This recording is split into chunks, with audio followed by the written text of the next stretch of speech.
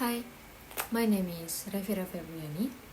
My school is in SMA N1 Grande, grade 10.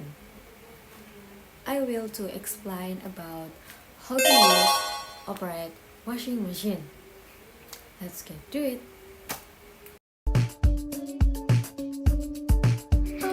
First, take the washing machine cable, then connect it into the electrical switch.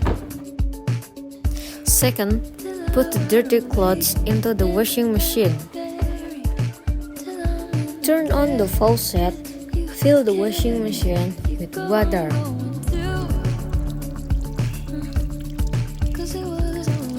Third, add detergent soap into the washing machine.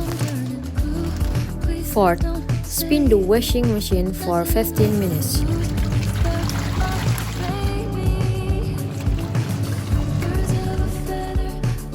After 15 minutes, throw out the water in the washing machine.